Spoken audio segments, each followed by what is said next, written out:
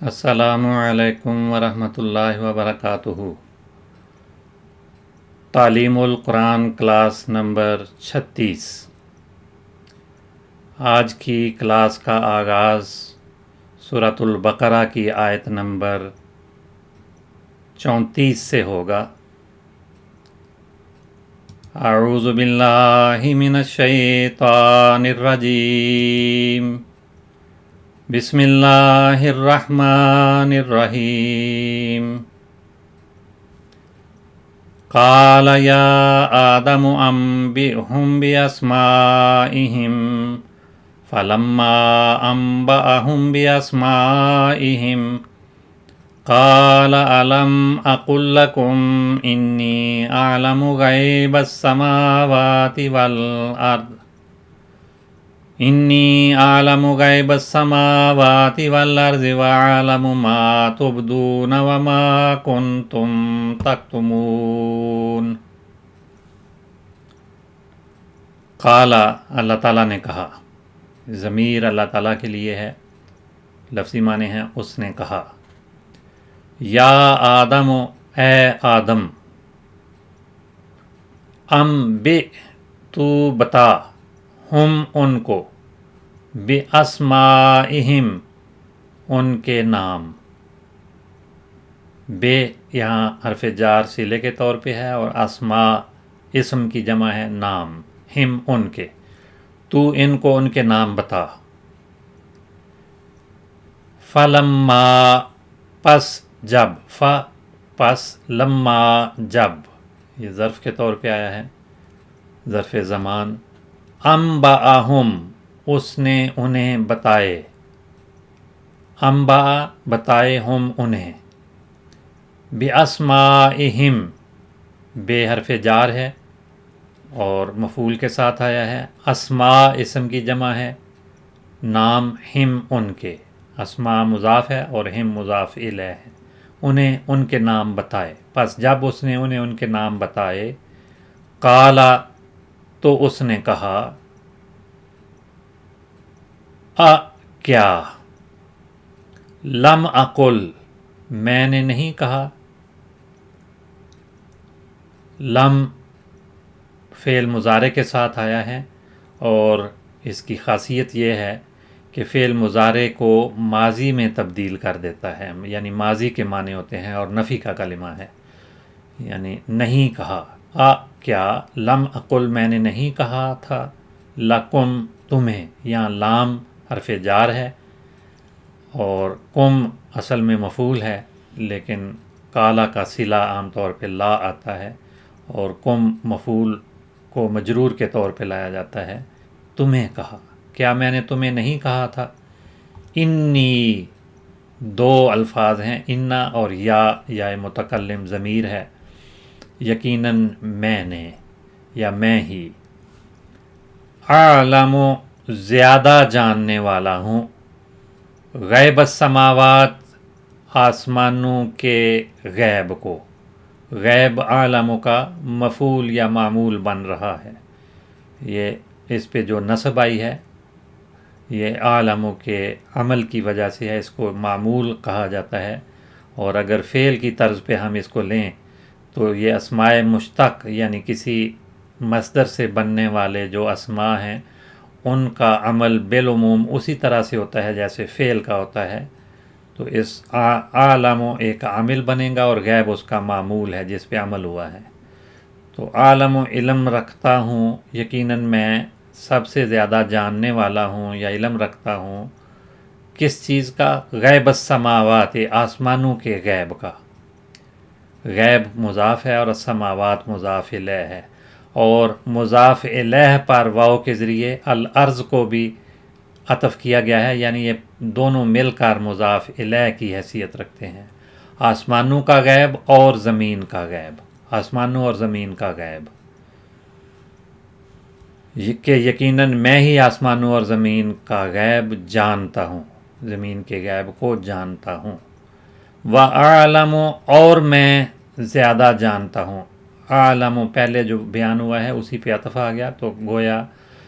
ایک جملے پر واو کے ذریعے دوسرا جملہ عطف کیا گیا ہے، اسی طرح سے وما کنتم تکتمون بھی ایک اور عطف، ایک اور جملہ بھی عطف کیا گیا ہے. تو یہ تین جملے ایک ہی حیثیت رکھتے ہیں، انی کی خبر بن رہے ہیں. انا کا اسم تو وہ ضمیر ہے، اور عالم غیب السماوات والارض وعالم ما تبدون وما کنتم تکتمون. ما تبدون پر یہ ما کنتم تکتمون آ گیا ہے.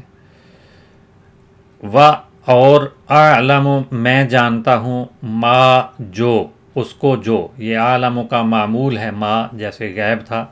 ویسے ہی ما کی حیثیت ہے اور اسم موصول ہے، اور تبدون اس کا صلہ ہے جو فعل اور فاعل ہے، اور مفہوم کے لحاظ سے ما جو ہے وہ تبدون کا مفعول بن رہا ہے، لیکن بظاہر الفاظ کے لحاظ سے اس کو مفعول نہیں کہتے. وَعَالَمُ مَا تُبْدُونَ اور میں جانتا ہوں اس کو جو تم ظاہر کرتے ہو. اور ما جو تم ہو تکتمون چھپاتے، اور جو کچھ تم چھپاتے ہو اس کو بھی عالم میں جانتا ہوں.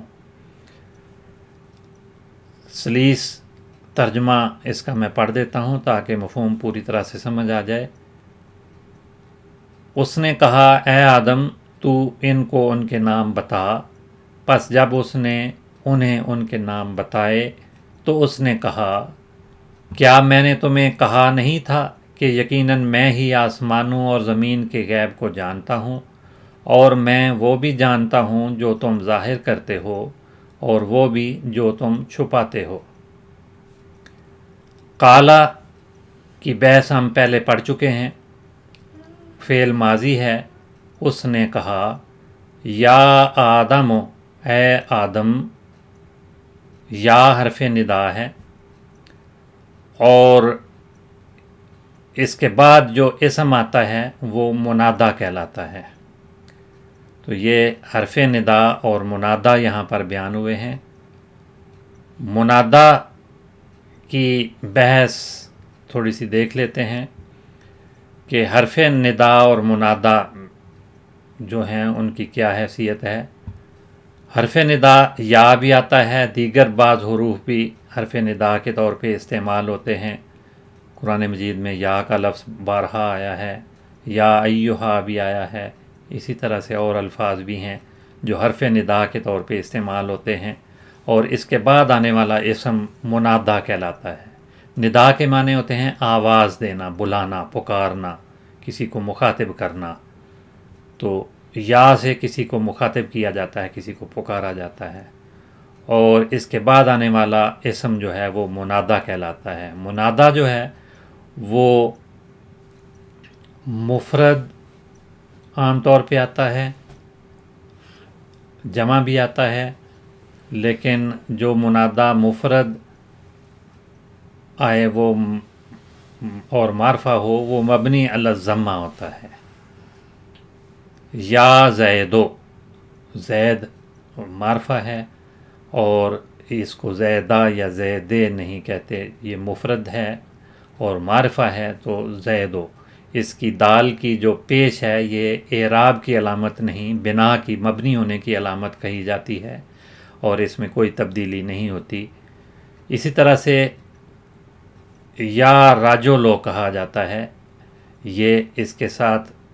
یا کی وجہ سے رجل جو ہے یہ معرفہ بن جاتا ہے، اور یہ مفرد اور مبنی علی الضمہ ہے.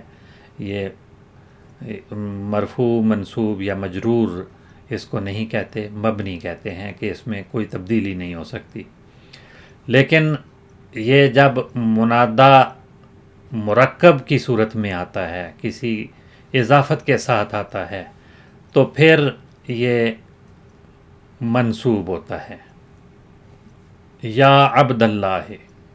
یا حرف ندا ہے، عبد منادا ہے،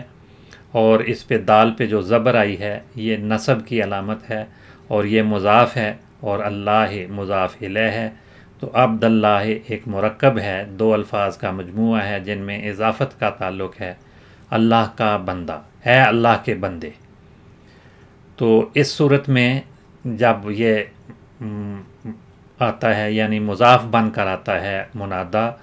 تو اس صورت میں دال پر جو زبر ہے وہ نصب کی علامت ہوتی ہے۔ یا رسول اللہ، اے اللہ کے رسول، تو رسول پہ لام پر جو زبر آئی ہے یہ بھی نصب کی علامت ہے، اور اس کو منادا مضاف کہا جاتا ہے، اور منادا مضاف جو ہے وہ منصوب ہوتا ہے۔ یا آدم، آدم کا لفظ یہاں پر معرفہ ہے،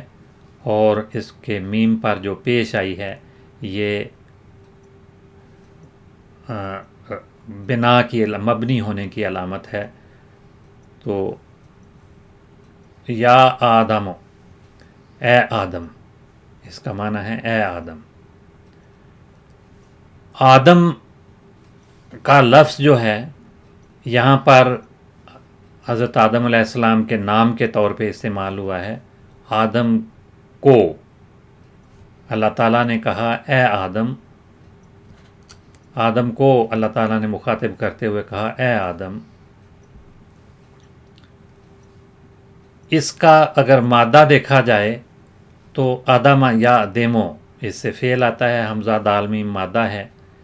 ادمن مصدر آتا ہے، اور اس سے اسم فاعل کا وزن آدم بنتا ہے۔ ادم بینہم، ادمن کے معنی ہوتے ہیں لوگوں کے درمیان صلح کروانا، اور آدم فعل ماضی ہے دال کی زبر کے ساتھ، یعنی اس کا جو درمیان والا حرف ہے اس کو عین کلمہ کہا جاتا ہے، یہ فتح یا زبر کے ساتھ آیا ہے، لیکن یہ کسرہ کے ساتھ بھی آتا ہے، آدمہ یا ادامو۔ اگر آدامہ آتا ہے تو اس کے ساتھ فعل مضارع میں دال پر کسرہ آتی ہے، آدمہ یا آدمو، ضربہ یضرب باب بنتا ہے۔ اور اگر آدمہ عالمہ کے وزن پر آئے تو عالمہ یعلم، اس کا باب الگ ہو جاتا ہے، دال پہ زبر آتی ہے، یعنی دونوں مخالف صورتوں میں اگر دال پر ماضی میں زبر ہے تو مضارع میں زیر آئے گی، اور ماضی میں اگر زیر ہے تو مضارع میں دال پر زبر آئے گی۔ تو ادمہ یا ادامو،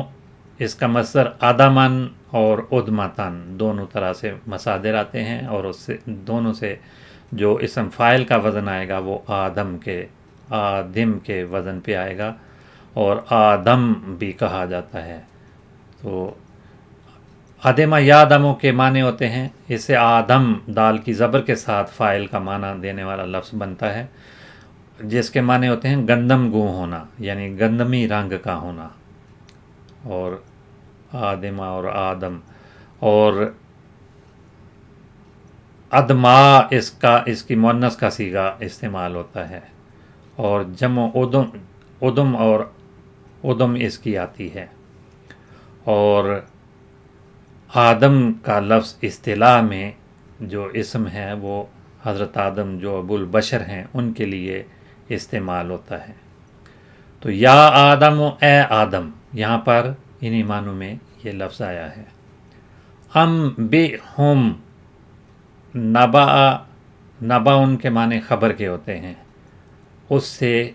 فعل امر انبئ آیا ہے یہاں پر، ہم ان کو، تو ان کو بتا، ہم یہاں پر ضمیر ہے، جمع مذکر غائب کا صیغہ ہے، انہیں یا ان کو،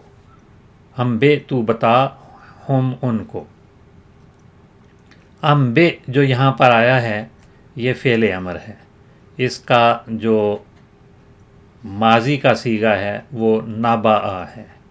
نون بے حمزہ مادہ ہے، اور ینبأ فتح یفتح اس کا جو باب ہے وہ بنتا ہے، نباؤن اس کا مصدر ہے، اس سے اسم فاعل نابئن بنتا ہے، خبر دینے والا۔ نبا الرجل نبأن کے معنی ہوتے ہیں خبر دینا، تو اسم فاعل بنے گا نابئن، اور اس کا ایک مصدر نبوتن بنتا ہے، یعنی پیغمبری۔ نبوتن کو حمزے کو جب واو بنا کر اس میں ادغام ہو جاتا ہے تو نبوت کا لفظ بولا جاتا ہے، تو اس کے معنی ہوتے ہیں پیغمبری، خدا اور ذوی العقول کے درمیان پیغام رسانی کا جو منصب ہے۔ تو یہ نبوتن اور نبوتن ایک ہی لفظ ہے، حمزے کو واو سے بدل کر دونوں واو کو مدغم کر کے نبوت بھی کہا جاتا ہے۔ اور دوسرے معنی ہیں پیشن گوئی کرنے والا یا اندازے سے قبل از وقت کوئی بات بتانے والا شخص، کوئی بات بتانا وہ نبوت ہے، اور نابئن یا نبیٌ جو ہے وہ اسی سے لفظ بنا ہے۔ نبوتن یا نبوتن کی جمع نبوعات آتی ہے، اور نبأٌ کی جمع انباء آتی ہے۔ النبأ خاص خبر، اور اس کا اطلاق نبأٌ کا اطلاق جو ہے ایسی خبر پر ہوتا ہے جو اہمیت اور عظمت رکھنے کے ساتھ ساتھ ایسے ذرائع سے حاصل ہو جس سے یقین ہو جائے یا کم از کم گمان غالب ہو جائے کہ یہ بات ایسی ہے یا درست ہے۔ تو انبئ فعل امر آیا ہے، تو بتا ہم ان کو، کیا بتا، بِأَسْمَائِهِمْ ان کے نام، بے حرف جار ہے، اور اسماء اسم کی جمع ہے، اور اسم کی اور جمع بھی آتی ہیں، اسماء کا وزن تو یہاں استعمال ہوا، اسامی، اسامن مختلف جمع آتی ہیں، اور الاسم سے مراد کسی چیز کا نام یا اس کا عنوان یا جس سے اس کی شہرت ہوئی ہو اس کو اسم کہا جاتا ہے۔ اور اسم جب نحوی کہتے ہیں تو اس سے خاص معنی ہوتے ہیں۔ نحویوں کے نزدیک وہ کلمہ جو اپنے معنی دینے میں دوسرے لفظ کا محتاج نہ ہو اور اس میں تینوں زمانوں میں سے کوئی ایک زمانہ نہ پایا جائے، یعنی کوئی بھی زمانہ نہ ہو، تو وہ اسم کہلاتا ہے۔ جیسے رجل ایک اسم ہے، فرس ایک اسم ہے۔ اور الاسم العظم، اسم اعظم جب کہا جاتا ہے تو اللہ تعالیٰ کا ایسا نام اس سے مراد ہے جو اللہ تعالیٰ کی تمام صفات کا منبع ہو یا تمام صفات کے مفہوم کو حاوی ہو، تو وہ اسم اعظم کہلاتا ہے۔ تو بِأَسْمَائِهِمْ انہیں ان کے نام بتا۔ پہلے فرشتوں کے سامنے کچھ نام پیش کیے، تو اب یہاں ان ناموں کی تخصیص کی کہ ان کے نام، لوگوں کے نام یہاں مراد ہیں، تو ان کے نام بتا، جو چیزیں فرشتوں کے سامنے پیش کیں ان کے نام۔ اگلا جملہ شروع ہوتا ہے فَلَمَّا أَنبَأَهُمْ، پس حرف عاطف ہے، حروف عاطفہ یا حرف عطف وہ حرف ہوتا ہے جو دو اسماء یا دو جملوں کو آپس میں ملائے، یا جو تابع حرف عطف کے بعد واقع ہو، یعنی اس میں حرف عطف سے پہلے ایک اسم اور بعد میں ایک اسم، یا پہلے ایک فعل اور بعد میں ایک فعل ہوتا ہے، تو حرف عطف کے بعد جو تابع آتا ہے اسے معطوف کہتے ہیں، اور جو حرف عطف سے پہلے معطوف کے متبوع کو، یعنی جس کے بعد حرف عاطف اور عطف آیا ہے اس کو معطوف علیہ کہتے ہیں۔ جیسے جاء زید و بکر، زید اور بکر آئے، تو زید معطوف علیہ ہے، واو حرف عطف ہے، بکر وہ معطوف ہے۔ زید معطوف علیہ اور بکر معطوف، اور واو حرف عطف یا حرف عاطف کہلاتا ہے۔ تو اسی طرح سے دو فعل اگر اکٹھے ہوں یا دو جملے اکٹھے ہوں تو ان کے درمیان بھی یہی عمل ہوتا ہے۔ تو یہ حروف عاطفہ یا حروف عطف جو ہیں یہ 10 ہیں، میں ان کی پہچان کروا دیتا ہوں کیونکہ ان کا بار بار استعمال ہوتا ہے۔ حروف عطف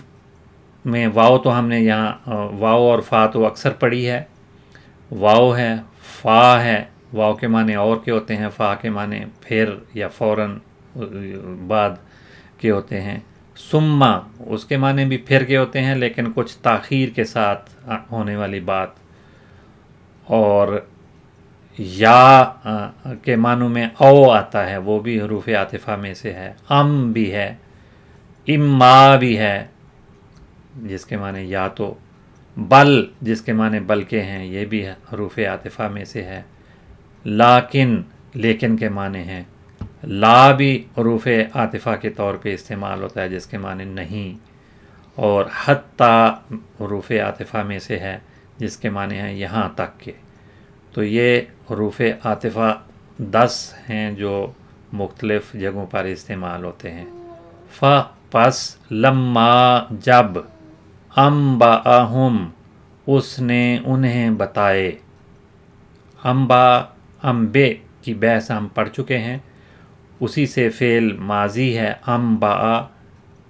بتائے، آدم کے لیے ضمیر ہے اس میں، آدم نے بتائے یا اس نے بتائے، ہم ان کو کیا بتائے، بے اسمائہم ان کے نام،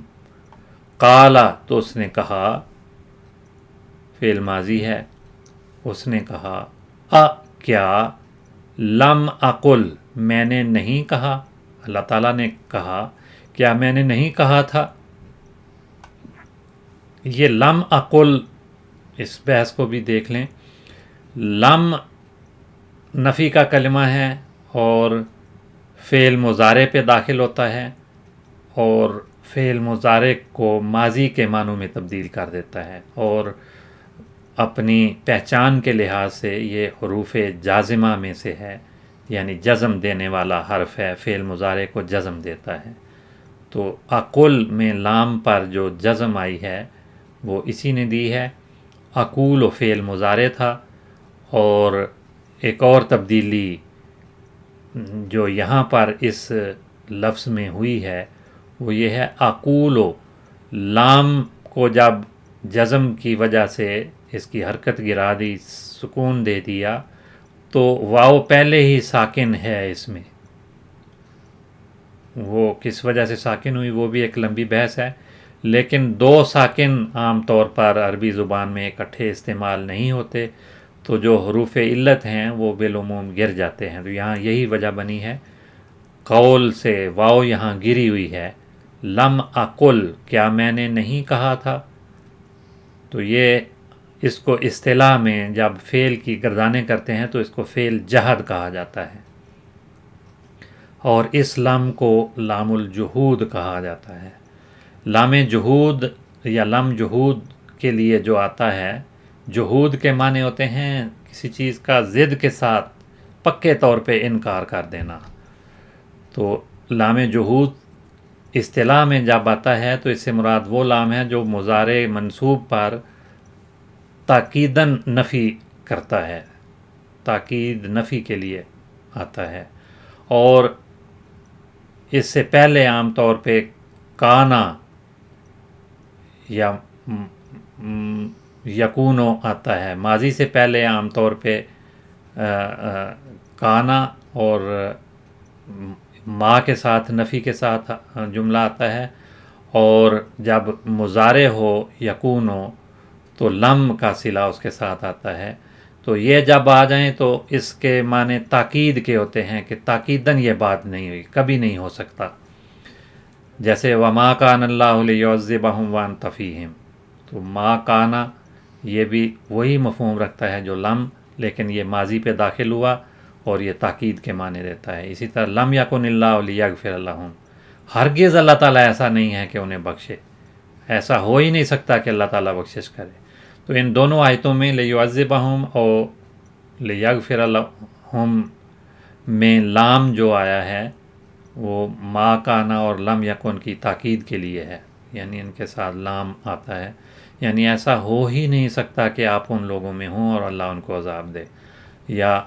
لم یکن اللہ لیغفر لہم، ایسا ہو ہی نہیں سکتا کہ اللہ ان کی مغفرت کر دے۔ تو یہ تو ایک ضمنی بحث آ گئی۔ یہاں پر ہے قال، اللہ تعالیٰ نے کہا، الم اقل لکم کیا میں نے تمہیں نہیں کہا تھا،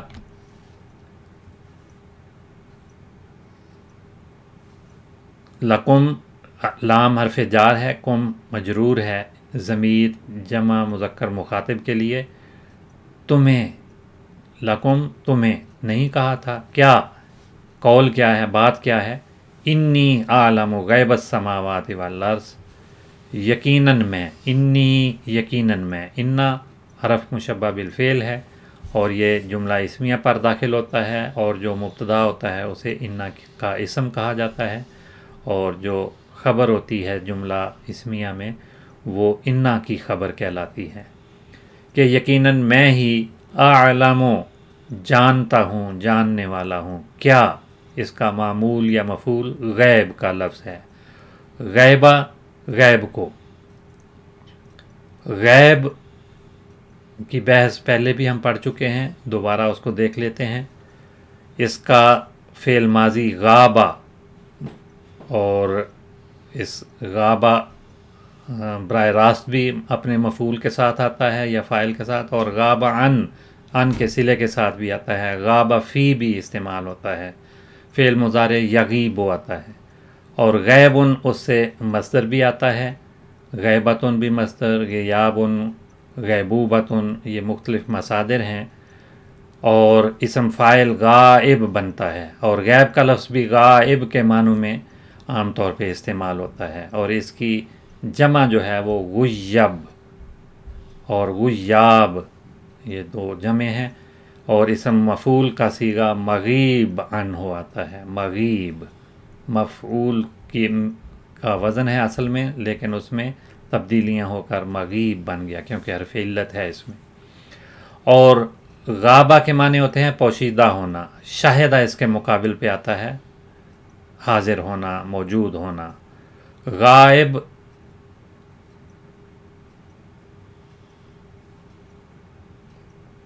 اور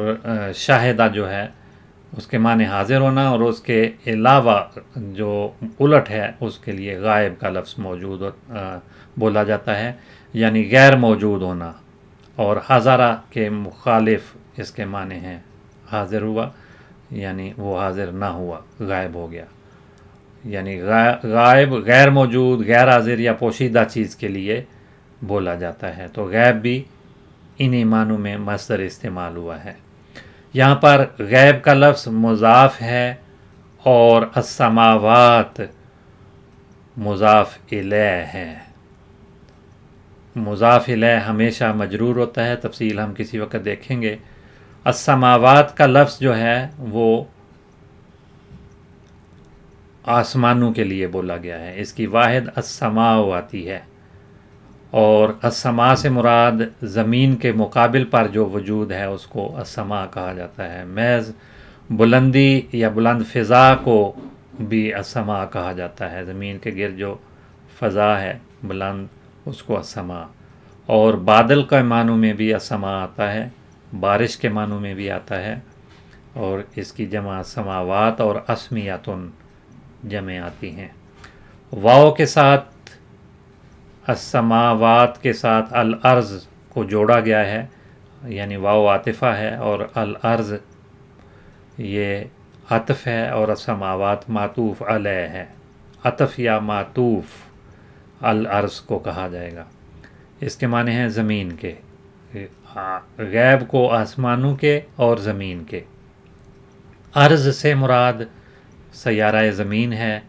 زمین کے ایک حصے کو بھی ارض کہا جاتا ہے، محض خشکی کو بھی ارض کہا جاتا ہے، فرش کو بھی، اور ہر چیز کا جو نچلا حصہ ہے اس کو بھی ارض کہا جاتا ہے۔ وَعَالَمُ اور میں جانتا ہوں، کیا، یہ بحث ہم پہلے پڑھ چکے ہیں، اسم تفضیل ہے، اور علم کے مادے سے افعل کا وزن ہے، اور اس کے معنی ہیں سب سے زیادہ جاننے والا۔ ما تبدون جو کچھ تم ظاہر کرتے ہو، بدا یبدو کے معنی ہوتے ہیں ظاہر ہونا، اور اس سے ابدا یبدی اگر استعمال کیا جائے تو اس کے معنی ہوتے ہیں ظاہر کرنا، کسی بات کا اعلان کرنا، کسی چیز سے پردہ ہٹا دینا۔ وما کنتم تکتمون اور جس چیز کو تم چھپاتے ہو اس کو بھی اللہ تعالیٰ کہہ رہا ہے کہ میں زیادہ جاننے والا ہوں۔ اب چونکہ وقت ختم ہو رہا ہے اس لیے آج